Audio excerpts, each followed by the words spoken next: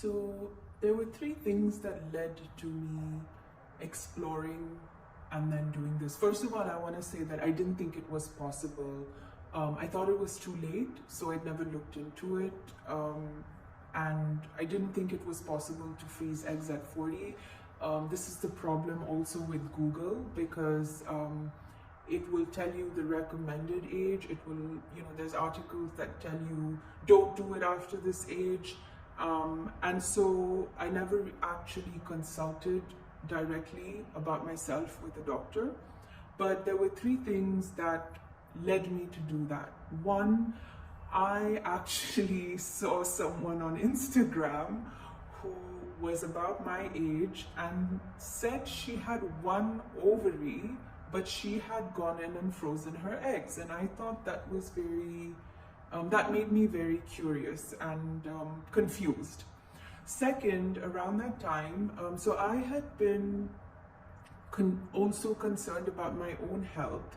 One of the reasons was that I had a cortisol imbalance from all the anxiety and stress of the past few years, and that's a real fact. I've spoken to doctors about it, I've read on it.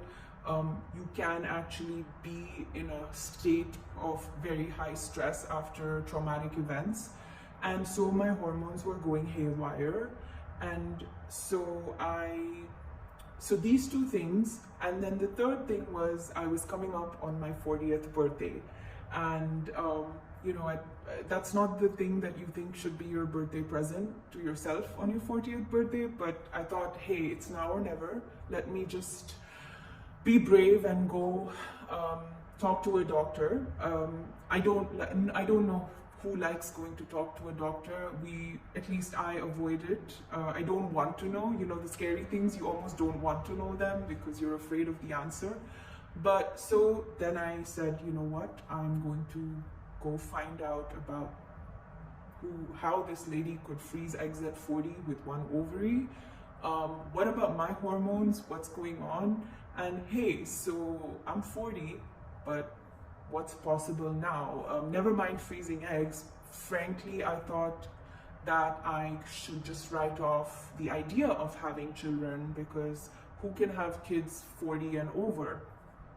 And so I walk into Conceive and I sit down in front of Dr. Pankaj, ready to burst into tears before he said anything or before I've asked him anything.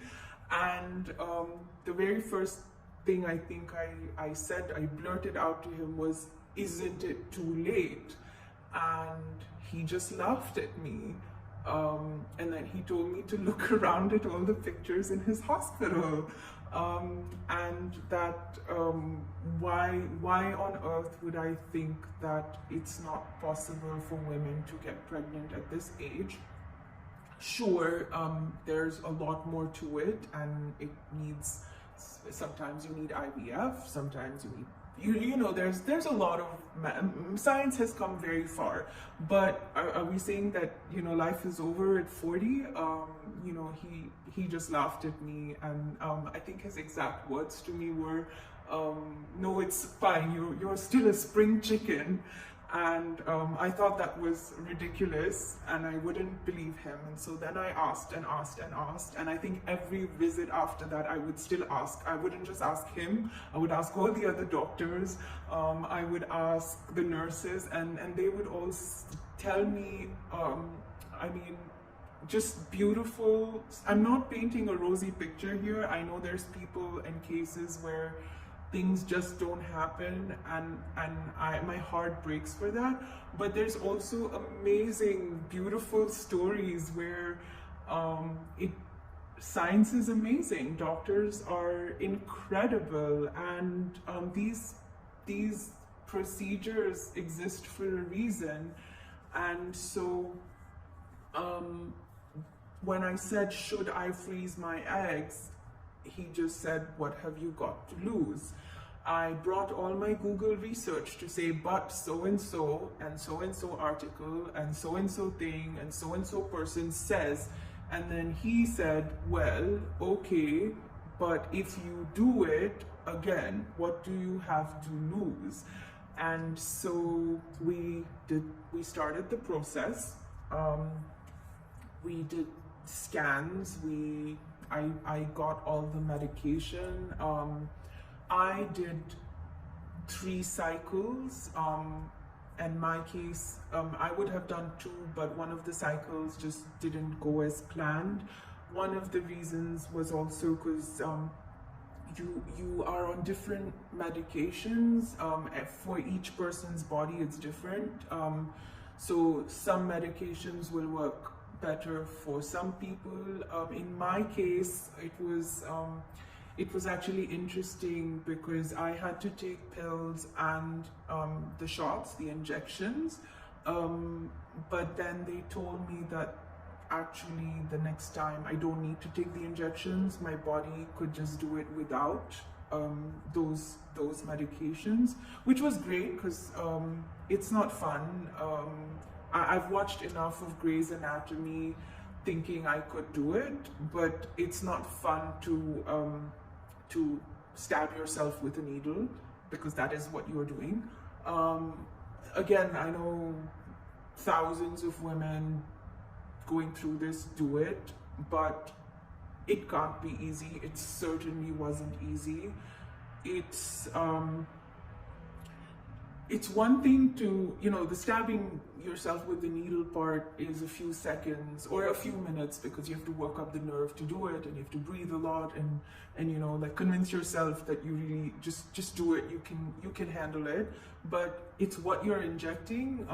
Basically, if you know what PMS feels like, this is PMS times, well, I don't know. For me, it was times a few thousand. I was just really hyper anxious, sensitive, and as an anxious, maybe it's whatever you are or whatever you feel, the fear, the anxiety, the emotion around so many things, I guess it just becomes heightened, as it does, I guess, when you're PMSing.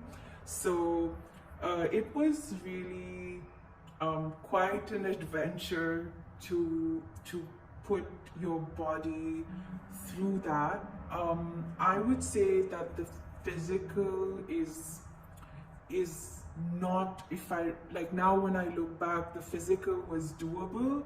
It's more the mental and emotional part of all the physical things that you're going through, and the unknown of, it's not knowing, it's not knowing what's happening to your body. It's not knowing the outcome, and ultimately I'm freezing my eggs, right? So I'm not even at the point where I'm using them. So I still live in this sort of suspense, fear, worry of, okay, I went through this, but now what?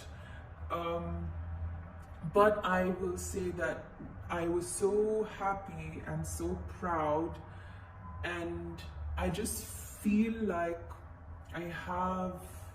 it's like when you have savings, it's like when you've got a bank account where you've stashed away this amount that you don't need to use, and it's just there, and you can do anything with it. You can have you can go on a trip around the world, or you can buy all the ice cream that you want one day, or I don't know, you could do anything. So it's like a savings account. That's how I look at it, and it's invested, and it will hopefully appreciate and pay off someday.